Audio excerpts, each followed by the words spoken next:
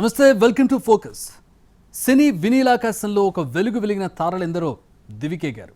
కానీ ఆస్తుల వివాదాలన్నీ భూమిపైనే విడిచి వెళ్లారు. దీంతో వారసులు భార్యల మధ్య కీచులాటలు సినిమా ట్విస్టులను తలపిస్తున్నాయి. మరికొందరు నటులు మాత్రం వారసుల ఆస్తుల గొడవను చూస్తూ అయ్యో అంటున్నారు. సినిమా తారల కుటుంబాల్లో ప్రాపర్టీల గోలేంటి? అందాల తార శ్రీదేవి ఎప్పుడో చెన్నైలో ఆస్తి ఉన్నారు. ఇప్పుడు ఆ ఆస్తిని అమ్మిన వ్యక్తి రెండో భార్య వారసులు తమదే ఆ ప్రాపర్టీ అంటూ తెగేసి చెబుతున్నారు. దీంతో శ్రీదేవి భర్త బోనీ కపూర్ మద్రాస్ హైకోర్టు మెట్లెక్కాల్సి వచ్చింది. అటు ముగ్గురిని పెళ్లాడిన ప్రముఖ పారిశ్రామికవేత్త కరిష్మా కపూర్ మాజీ భర్త సంజయ్ కపూర్ ఆకస్మిక మరణం కుటుంబంలో ఆస్తుల కల్లోలం రేపింది. సినీ తారల కుటుంబాల్లో ఆస్తుల గొడవలు రచ్చకెక్కుతున్నాయి.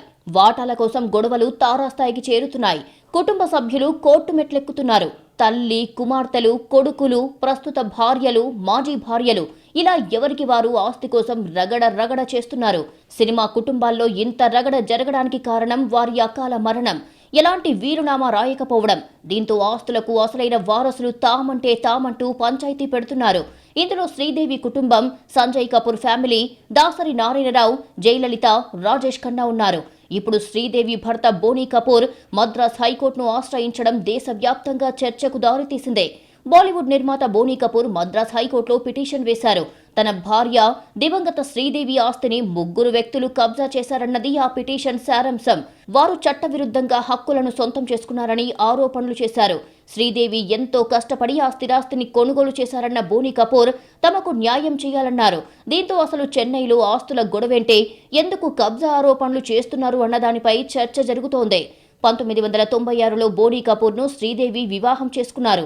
వీరికి ఇద్దరు పిల్లలు, జాన్వీ కపూర్, ఖుషీ కపూర్. 2018లో శ్రీదేవి అకాల మరణం చెందారు.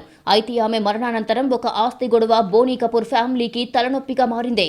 1988 ఏప్రిల్లో చెన్నైలో ఎంసీ సంబంధ మొదలియార్ అనే వ్యక్తి దగ్గర ఆస్తి కొన్నారు శ్రీదేవి. డాక్యుమెంట్స్ అన్ని క్షుణ్ణంగా పరిశీలించిన తర్వాతే స్థిరాస్తిని కొనుగోలు చేశారని బోనీ కపూర్ చెబుతున్నారు. మొదలియార్కు ముగ్గురు కుమారులు, ఇద్దరు కూతుళ్లు ఉన్నారని, వారందరి దగ్గర వారసత్వ ధృవీకరణ పత్రాన్ని పరిశీలించిన తర్వాతనే ఆస్తిని కొన్నారని వెల్లడించారు.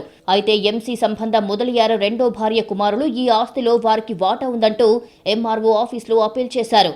దీనిపై హైకోర్టును ఆశ్రయించారు బోనీ కపూర్. ప్రభుత్వాధికారుల నిర్ణయంతో తాజాగా చట్టవిరుద్ధంగా దీని హక్కులు పొందారని తెలిపారు. తన భార్య బతికి ఉండగానే మొదలియార్ రెండో వివాహం చేసుకున్నారు అన్న విషయాన్ని బోనీ కపూర్ కోర్టు దృష్టికి తెచ్చారు. మోసపూరితంగా సృష్టించిన డాక్యుమెంట్స్ ను రద్దు చేయాలని విన్నవించారు. దీనిపై 4 వారాల్లోగా నిర్ణయం తీసుకోవాలని ధృవీకరణ పత్రం ఇచ్చిన తాంబరం తాలూకా తహసీల్దార్ను ఆదేశించి మద్రాస్ హైకోర్టు. సంజయ్ కపూర్ నటుడు, పారిశ్రామికవేత్త. మొన్నటి జూన్లో లండన్లో అత్యంత అనుమానాస్పద స్థితిలో చనిపోయారు. ఆటోమొబైల్ ఇండస్ట్రీలో ప్రముఖ సంస్థల్లో ఒకటి. సంజయ్ కపూర్ ఆస్తి మొత్తం విలువ 30,000 కోట్ల రూపాయలు. ఆయన ఎలాంటి వీలునామా రాయకపోవడంతో ఇప్పుడు కుటుంబ సభ్యుల మధ్య గొడవ పెరుగుతోంది. తల్లి, చెల్లి, తాజా, మాజీ భార్యలు ఆస్తిలో భాగం కోసం కీచులాడుతున్నారు. సంజయ్ కపూర్ 3 పెళ్లిళ్లు చేసుకున్నాడు. మొదటి భార్య ప్రముఖ ఫ్యాషన్ డిజైనర్ నందితా మెహతాను 1996లో వివాహం చేసుకున్నారు. 4 ఏళ్ల కాపురం తర్వాత విడాకులు తీసుకున్నారు. ఇక 2003లో ప్రముఖ బాలీవుడ్ నటి కరిష్మా కపూర్ను రెండో భార్యగా పెళ్లి చేసుకున్నారు. వీరికి ఇద్దరు పిల్లలున్నారు. అయితే గృహహింస, అదనపు కట్నం కోసం వేధిస్తున్నాడని కరిష్మా కపూర్ సంచలన ఆరోపణలు చేశారు. 2016లో వీరు విడాకులు తీసుకున్నారు. 2017లో ప్రియా సచ్దేవ్ను మూడో పెళ్లి చేసుకున్నారు సంజయ్ కపూర్. వీరికి ఒక కుమారుడు. మంచి పోలో ప్లేయర్ అయిన సంజయ్ అదే ఆట ఆడుతుండగా గుండెపోటుతో చనిపోయాడు. తేనెటీగా అతడి శ్వాస నాళంలోకి ప్రవేశించి కుట్టింది. పర్యవసానంగా ఎలర్జీ ఏర్పడి గుండె నొప్పితో సంజయ్ మరణించారని కథనాలు వచ్చాయి.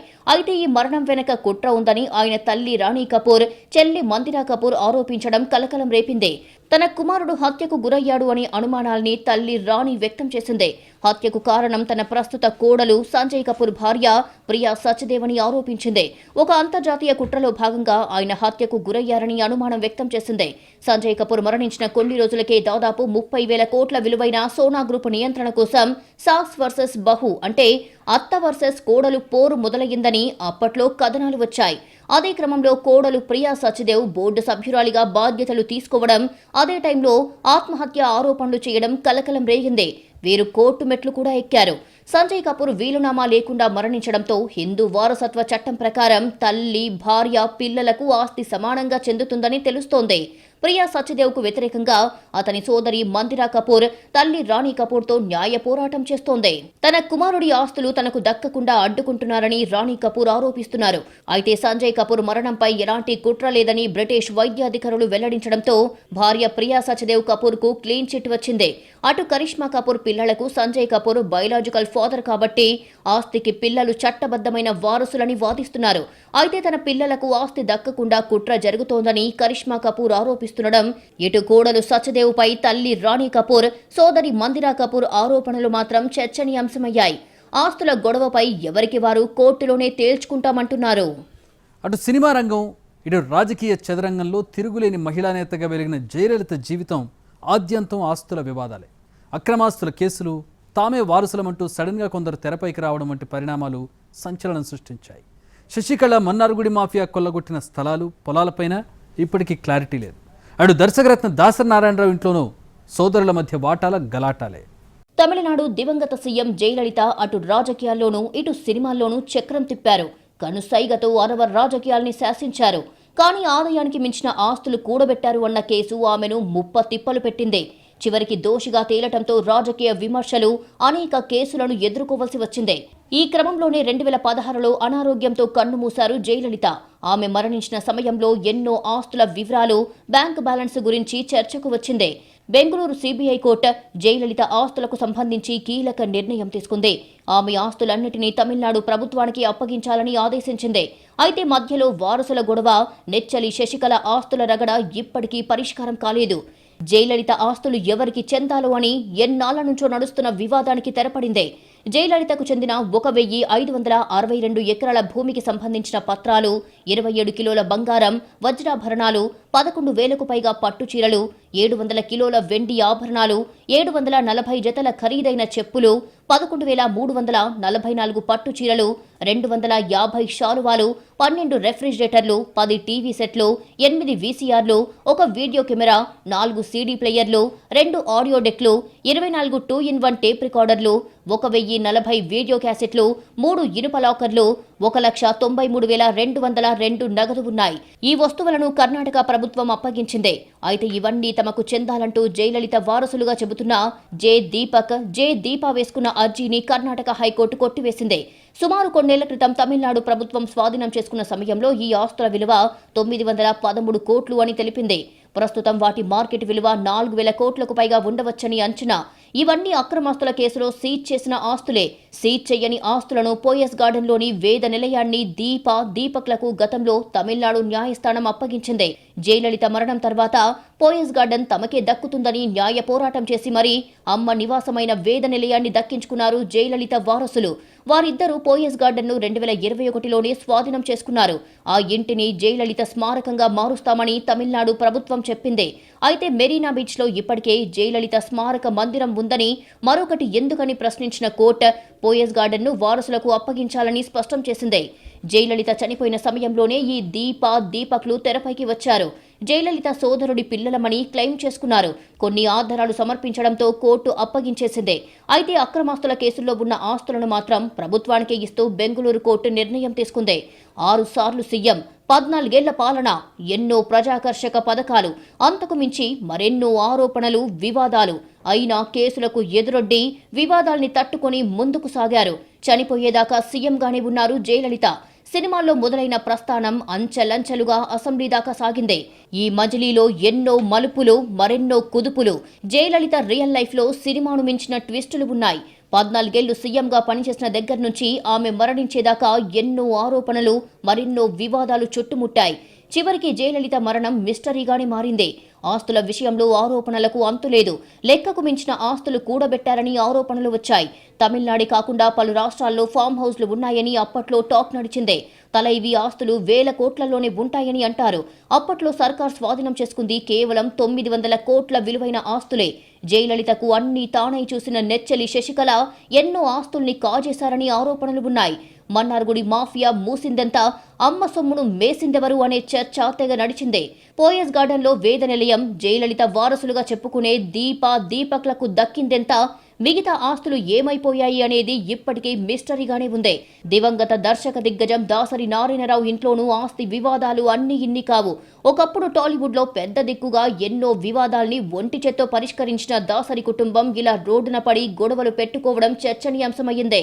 దాసరి కుమారులు ప్రభు, అరుణ్ల మధ్య తండ్రి ఆస్తులపై నిత్యం గొడవలు నడుస్తున్నాయి.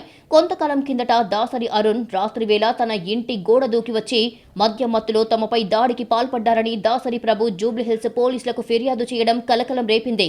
దాసరి కుటుంబం ఇలా పోలీస్ స్టేషన్ మెట్లెక్కడం ఇండస్ట్రీలో వాడివేడి చర్చకు దారితీసింది. దాసరి నారాయణరావు కుటుంబానికి అత్యంత ఆప్తులైన మోహన్ బాబు, మురళీమోహన్, సి కళ్యాణ్ వంటి సినీ పెద్దల దగ్గర అన్నాదమ్ముల ఆస్తి పంచాయతీ జరిగింది. దాసరి నారాయణరావుకు సంబంధించి అనేక ఆస్తుల్లో లెక్క పత్రాలు సరిగ్గా లేవన్నారు. జూబ్లీహిల్స్ రోడ్ నంబర్ 44 సినీ మీడియా కాంప్లెక్స్ ను బలవంతంగా అమ్మేశారని ఆరోపించారు. అలాగే దాసరి ఫామ్ హౌస్ అమ్మకానికి సంబంధించిన లెక్కలు కూడా తేలలేదని తెలిపారు. చందానగర్లో కూడా 33 అపార్ట్మెంట్లపై వివాదం నడుస్తోందని, ఆ లెక్క ఎటూ తేలలేదని అన్నాదమ్ములు కీచులాడుకుంటున్నారు. భారత చలనచిత్ర పరిశ్రమలో మరుపురాని హీరో రాజేష్ ఖన్నా. ఆయన భార్య, సహజీవన భాగస్వామి ఇప్పటికీ వివాదాలతో ఆయనను మర్చిపోకుండా గుర్తు చేస్తూనే ఉన్నారు. మంచువారింట్లో ఆస్తి తగాదాలు అగ్నిపర్వతంలా బద్దలయ్యాయి. ఇండియన్ ఫిల్మ్ ఇండస్ట్రీ హిస్టరీలో ఒక iconic chapter Rajesh Khanna. Super hit సినిమాలు చేశారు. అందం, అభినయంతో కోట్లాది మంది అభిమానుల్ని సంపాదించుకున్నారు. 2012లో కన్నుమూశారు. ఆయన చివరి మజిలీ బాధ, ఒంటరితనంతో గడిచింది. రాజేష్ ఖన్నా వ్యక్తిగత జీవితం, వారసత్వం వివాదాలు నిత్యం వార్తల్లోకెక్కుతున్నాయి. చనిపోయి 13 ఏళ్లు గడుస్తున్నా పర్సనల్ లైఫ్, ఆస్తి తగాదాలతో ఎప్పటికప్పుడు బీటౌన్లో హాట్ టాపిక్ గా మారారు. ముఖ్యంగా ఆయన లివింగ్ పార్ట్నర్ నటి అనితా అద్వానీ వరుస ఆరోపణలు, వివాదాస్పద వ్యాఖ్యలు వివాదమయ్యాయి. రాజేష్ ఖన్నా వీలునామాపై లివింగ్ పార్ట్నర్ అనితా అద్వానీ అనేక వేదికలపై తీవ్ర ఆరోపణలు చేశారు. వీలునామాలో తన ఆస్తి మొత్తాన్ని భార్య డింపుల్ కపాడియాను మినహాయించి కుమార్తెలు ట్వింకిల్, రింకెలకు రాసివ్వడంపై కోర్టు మెట్లెక్కారు అనిత.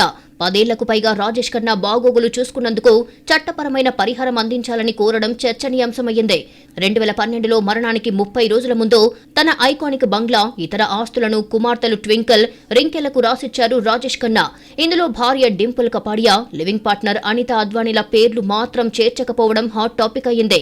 అప్పుడు ఏమాత్రం మాట్లాడని అనితా అద్వానీ 12 ఏళ్ల తర్వాత న్యాయస్థానాన్ని ఆశ్రయించింది.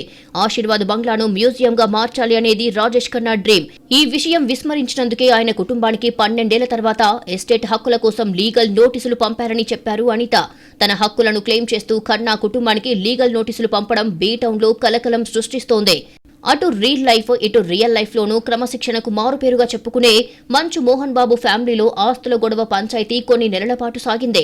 మోహన్ బాబు, విష్ణుతో మంచు మనోజ్ గొడవ అంతా ఇంతా కాదు. ఒకరి మీద ఒకరు కేసులు పెట్టుకుంటూ రగడలా అగ్నిపర్వతాన్ని బద్దలు కొట్టారు. ఆస్తుల పంపకాలతో పాటు అనేక విషయాల్లో గొడవలు చివరికి భౌతిక గొడవలకు దారితీశాయి. ముఖ్యంగా జల్పల్లి నివాసంలో ఎవరికెంత భాగమనే ఇష్యూనే రగడకు దారితీసింది. జల్పల్లి హౌస్ లో తనకు భాగముందని మంచు మనోజు పట్టుబట్టాడు. అయితే తండ్రి మోహన్ బాబు, అన్న విష్ణు మాత్రం ఇందుకు నిరాకరించారని తెలిసిందే. మోహన్ బాబు స్వయంగా ఈ విషయం చెప్పాడు. జల్పల్లి ఇల్లు తన కష్టార్జితమన్న మోహన్ బాబు ఇందులో భాగం అడగడానికి వీల్లేదన్నారు. తనకెందుకు హక్కు లేదని మనోజు ప్రశ్నించాడని, అప్పట్నుంచే పెదరాయుడు కుటుంబంలో ఫైటింగ్ మొదలైందని తెలిసిందే. ప్రాణహాని ఉందంటూ ఒకరిపై మరొకరు ఫిర్యాదు చేసుకోవడం కూడా చర్చనీయాంశమయ్యింది. శాంతి భద్రతలకు విఘాతం కలుగుతుందని మోహన్ బాబు, విష్ణు, మనోజ్ కి బైండ్ ఓవర్ నోటీసులు ఇచ్చారు. సెలబ్రిటీలకు బైండ్ ఓవర్ నోటీసులు ఇవ్వడం అదే మొదటిసారి అని పోలీస్ వర్గాలు తెలిపాయి. విడివిడిగా వీరందరినీ పిలిచి వరుసగా కౌన్సిలింగ్ ఇచ్చారు రాచకొండ పోలీసులు. బౌన్సర్లతో అలజడి సృష్టిస్తే ఊరుకునేది లేదని వార్నింగ్ కూడా ఇచ్చారు. దీంతో కొన్నాళ్ల పాటు మంచువారి కయ్యాలకు బ్రేక్ పడినట్టయింది. ఇప్పుడు ఆస్తి వివాదం సద్దుమణిగిందా? అన్నాదమ్ముల్లో ఎవరైనా వెనక్కి తగ్గారో కానీ గొడవ మాత్రం లేదు. సైఫ్ అలీ ఖాన్ ఫ్యామిలీ కూడా ఆస్తుల విషయంలో ఇబ్బందులు ఎదుర్కోవాల్సి వచ్చింది. సుమారు 15,000 కోట్ల విలువైన భోపాల్ పూర్వీకుల ఆస్తులపై యాజమాన్య హక్కు కోల్పోవడం టాక్ ఆఫ్ ది టౌన్ గా మారింది. గతంలో ఇచ్చిన ఒక తీర్పును రద్దు చేసి వాటిని శత్రు ఆస్తిగా ప్రకటించాలని ఆదేశించింది మధ్యప్రదేశ్ హైకోర్టు. ఈ తీర్పుపై సుప్రీంకోర్టు స్టే విధించింది. 2019లో ఒక కోర్టు సాజిదా సుల్తాన్ ను సరైన వారసురాలిగా గుర్తించినప్పటికీ ఇటీవల హైకోర్టు తీర్పు వివాదానికి తిరిగి తెరలేపింది. సాజిదా సుల్తాన్ భోపాల్ రాజవంశీయుల మాజీ బేగం. సైఫ్ అలీ ఖాన్ కు గ్రాండ్ మదర్. భోపాల్ రాచరిక రాష్ట్ర చివరి పాలకుడు నవాబ్ హమీదుల్లా ఖాన్ వారసుల మధ్య ఈ ఆస్తి వివాదం ఉంది. సైఫ్ అలీ ఖాన్ అతని పూర్వీకులకు చెందిన ఆస్తులపై హక్కును పొందడానికి పోరాటం చేస్తున్నారు. అయితే సైఫ్ తాతయ్య అబీదా సుల్తాన్ భారత విభజన తర్వాత పాకిస్తాన్ కు వలస వెళ్లి భారత పౌరసత్వాన్ని వదులుకోవడంతో ఆమె ఆస్తులు శత్రు ఆస్తి చట్టం కిందికి వస్తాయని వాదిస్తోంది ప్రభుత్వం. 2025 జూన్ 30న మధ్యప్రదేశ్ హైకోర్టు సైఫ్ అతని కుటుంబానికి యాజమాన్య హక్కును మంజూరు చేస్తూ 20 ఏళ్ల క్రితం ఇచ్చిన తీర్పును రద్దు చేసింది. ఈ హైకోర్టు తీర్పుపై ఆగస్టు 2025లో సుప్రీంకోర్టు స్టే విధించింది. ప్రభుత్వం ఈ ఆస్తులను స్వాధీనం చేసుకునే అవకాశం ఉందని తెలుస్తోంది. మొత్తానికి తారల ఆస్తుల గొడవలు ఎప్పటికప్పుడు కొత్త వివాదాలు రాజేస్తున్నాయి. కొందరు బతికుండగా వీలునామా రాయకపోవడం కాంట్రవర్సీకి కారణమైతే మరికొందరి విషయంలో వీలునామా రాసిన కొట్లాటకు దారితీసింది. చెన్నై ఆస్తుల గొడవలో శ్రీదేవి భర్త బోనీ కపూర్ కు ఊరట దక్కుతుందో లేదోనన్న ఉత్కంఠ నెలకొంది. అలాగే సోనా కామ్స్టర్ సంజయ్ కపూర్ ఫ్యామిలీ రగడ ఎప్పుడు చల్లారుతుందో తెలియదు. జయలలిత అక్రమాస్తులపై క్లారిటీ వచ్చినా ఇవి కాకుండా ఎక్కడెక్కడ ఉన్న అసెట్స్ లెక్క తేలేదెప్పుడో, శశికళ ఎంత ఆక్రమించారో కూడా సమాధానం లేని ప్రశ్నే. దాసరి నారాయణరావు కుటుంబంలో ఆస్తుల చిచ్చుకు ఫుల్ స్టాప్ ఎప్పుడు పడుతుందో తెలియదు. మోహన్ బాబు ఇంట్లో పంచాయితీ ఇప్పుడు వినిపించకపోయినా నివురుగప్పిన నిప్పులా ఉందో చల్లారిందో ఒక suspense. Rajesh Khanna family fight కు ఎలాంటి ముగింపు వస్తుందన్నది $1 మిలియన్ ప్రశ్న.